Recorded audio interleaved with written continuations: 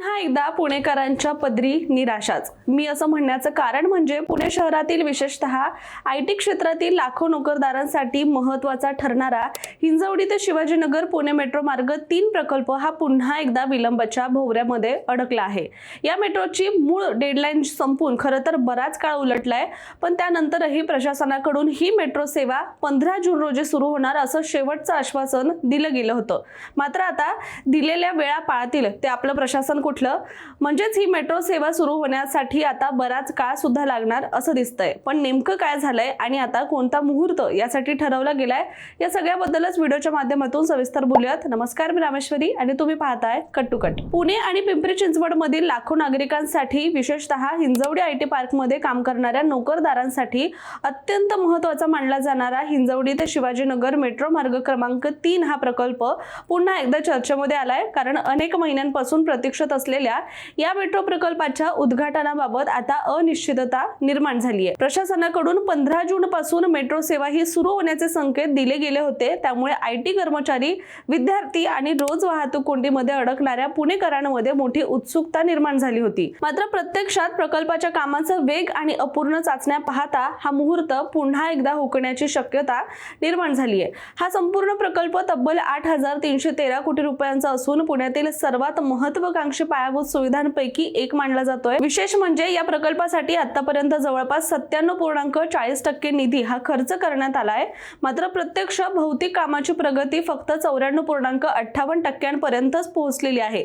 म्हणजेच आर्थिक खर्च मोठ्या प्रमाणात झाला असला तरी प्रत्यक्ष काम मात्र अद्याप पूर्णत्वाला गेलेलं नाहीये आणि हीच बाब आता चिंता वाढवणारी ठरली आहे। दरम्यान हिंजवडी ते शिवाजीनगर हा मार्ग सुमारे 23.203 किलोमीटर लांबीचा आहे। या मार्गावर एकूण अनेक महत्त्वाची स्थानकं असणार आहेत। पहिल्या टप्प्यामध्ये हिंजवडी परिसरातील 12 स्थानकं सुरू करण्याचं नियोजन करण्यात आलं होतं। यामध्ये Megapolis society, quadrant business park, Infosys phase 2, Wipro, Wakad Chowk आणि बालेवाडी स्टेडियम यांसारख्या महत्त्वाच्या ठिकाणांचा समावेश होता। ही सर्व ठिकाणं पुण्याच्या आयटी आणि व्यावसायिक दृष्टिकोनातून अत्यंत महत्त्वाची सुद्धा मानली जातात। शिवाय दररोज लाखो कर्मचारी या भागामध्ये ये-जा करतात। बऱ्याचदा तासनतास इथे वाहनांच्या रांगा सुद्धा आपल्याला पाहायला मिळतात। शिवाय अपघाताचं प्रमाण सुद्धा बऱ्याच प्रमाणात इथे वारंवार दिसून येतंय। इतकंच काय तर पावसाळ्यामध्ये इथे कामासाठी येणाऱ्या नागरिकांचे प्रचंड हाल होतात, कारण रस्त्यांना अक्षरशः नद्यांचं रूप आलेलं असतं। परंतु या कामातील अनेक स्थानकांवरील अंतिम तांत्रिक चाचण्या, सुरक्षा तपासण्या आणि प्रवासी सुविधांचं काम हे अद्याप पूर्ण झालेलं नाहीये। त्यामुळे उद्घाटन पुन्हा लांबण्याची शक्यता ही व्यक्त केली जातेय। या प्रकल्पाची अंमलबजावणी Pune IT city metro rail limited मार्फत केली जातेय आणि मूळ नियोजनानुसार हा संपूर्ण प्रकल्प ऑक्टोबर 2026 पर्यंतच खरं तर पूर्ण होणं अपेक्षित होतं। शिवाय लोकांचा त्रासही अद्यापपर्यंत संपणं सुद्धा अपेक्षित होतं। पण सध्याची परिस्थिती पाहता आता 15 जून तर सोडाच, पण हा प्रकल्प थेट 2027 पर्यंत लांबू शकतो अशी शक्यता वर्तवली जातेय। त्यामुळे वाहतूक कोंडीमुळे आधीच त्रस्त असलेल्या पुणेकरांच्या प्रतीक्षेमध्ये आणखी वाढ होणार आहे। या मेट्रोचं महत्त्व समजून घेतलं तर हा प्रकल्प पुण्यासाठी किती मोठा गेम चेंजर आहे हे सुद्धा स्पष्ट होतंय। हिंजवडी आयटी पार्क हे देशातील मोठ्या आयटी हब पैकी एक आहे। इन्फोसिस, विप्रो, TCS, टेक महिंद्रा, त्याचबरोबर कॉग्निझंट यांसारख्या अनेक मोठ्या कंपन्यांची कार्यालये जी आहेत ती सुद्धा इथेच आहेत। शिवाय दररोज लाखो कर्मचारी पुण्याच्या विविध भागांमधून हिंजवडीकडे नोकरीसाठी प्रवास करतात। मात्र रस्त्यांवरील प्रचंड वाहतूक कोंडीमुळे हा प्रवास अनेकदा 2 ते 3 तासांचा सुद्धा होतो।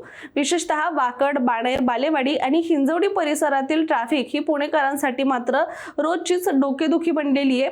ही मेट्रो सेवा सुरू झाल्यानंतर शिवाजीनगर ते हिंजवडी हा प्रवास अत्यंत वेगवान आणि सोयीस्कर होणारे, हजारो खासगी वाहनांचा वापर कमी होऊन रस्त्यावरील ट्रॅफिकचा मोठा भार सुद्धा हलका होण्याची अपेक्षा व्यक्त केली होती। त्याचबरोबर इंधन बचत होईल, प्रदूषणामध्ये घट होईल आणि वेळेची सुद्धा बचत होईल, अशा अनेक फायद्यांचा नागरिकांना लाभ होणार असं देखील यापूर्वी याबद्दल सांगण्यात आलं होतं। शिवाय पुण्याच्या सार्वजनिक वाहतूक व्यवस्थेमध्ये सुद्धा या मेट्रोमुळे मोठा बदल होणार असल्याचं मानलं जात होतं। कारण मुंबई नंतर बऱ्याच काळाने पुण्यामध्ये मेट्रो आली, तरी देखील पुण्यामध्ये सुरू झालेल्या रामवाडी ते वनाज आणि पिंपरी चिंचवड महानगरपालिका म्हणजेच PCMC ते स्वारगेट या 2 मेट्रो मार्गांना पुणेकरांनी मोठी पसंती सुद्धा दिल्याचं आपण पाहिलेलं आहे। सुरुवातीला अनेकांनी मेट्रोचा वापर कितपत होईल असा प्रश्न सुद्धा उपस्थित केला होता, मात्र गेल्या काही महिन्यातील वाढती प्रवासी संख्या पाहता मेट्रो पुणेकरांच्या दैनंदिन जीवनाचा महत्त्वाचा भाग बनत असल्याचं सुद्धा स्पष्ट झालंय। दरम्यान रामवाडी ते वनाज या मार्गामुळे पूर्व आणि पश्चिम पुणे हे थेट जोडलं गेलंय। पूर्वी कर्वेनगर, डेक्कन, शिवाजीनगर, येरवडा शिवाय कल्याणी नगर आणि रामवाडी पर्यंत प्रवास करताना नागरिकांना मोठ्या वाहतूक कोंडीचा सामना करावा लागत होता, मात्र मेट्रो सुरू झाल्यानंतर अनेकांचा प्रवास वेळ जवळपास म्हणजे त्याचा निम्म्यावर आलेला आहे। त्याचप्रमाणे PCMC ते स्वारगेट हा मार्ग पिंपरी चिंचवड आणि पुणे शहराला जोडणारा अत्यंत महत्त्वाचा मेट्रो मार्ग ठरलाय। सर्वात महत्त्वाची बाब म्हणजे पुणेकरांनी मेट्रोला केवळ पर्याय म्हणून नाही तर विश्वासार्ह सार्वजनिक वाहतूक व्यवस्था म्हणून स्वीकारण्यास सुरुवात केली आहे आणि म्हणूनच या 2 मेट्रो मार्गांना मिळालेला हा सकारात्मक प्रतिसाद पाहता हिंजवडी शिवाजीनगर मेट्रो बाबत सुद्धा अशीच अपेक्षा केली गेली होती। शिवाय ही अपेक्षा सुद्धा आणखी वाढणारा प्रकल्प सुद्धा म्हटलं गेलं होतं। मात्र आता पुन्हा एकदा हा प्रकल्प विलंबनाच्या भोवऱ्यामध्ये अडकल्याने IT कर्मचाऱ्यांमध्ये काहीशी नाराजीचं वातावरण आहे, कारण गेल्या अनेक वर्षांपासून या मेट्रोची खरी प्रतीक्षा ती IT मध्ये काम करणाऱ्या सगळ्याच नागरिकांना होती। त्याचबरोबर या प्रकल्पामध्ये वारंवार करण्यात आलेले जे बदल आहे किंवा वारंवार बदलणाऱ्या मुदती आणि अपूर्ण कामामुळे नागरिकांमध्ये प्रश्न उपस्थित अनेक केले जात होते, परंतु आता प्रशासन आणि संबंधित यंत्रणा हा प्रकल्प नेमका कधी पूर्ण करणार आणि पुणेकरांना दिलासा कधी मिळणार याकडेच आता सर्वांचं लक्ष लागून आहे। त्यामुळे या सगळ्याबद्दलची उत्तरं तर आपल्याला येणाऱ्या काळामध्ये मिळतीलच। मात्र तोपर्यंत आपण इथेच थांबूया आणि भेटूया पुढच्या व्हिडिओमध्ये एका नव्या कोऱ्या प्रकल्पाच्या माहितीसह। मात्र तोपर्यंत तुम्ही कट टू कटच्या YouTube चॅनलला सबस्क्राईब करायला मात्र विसरू नका।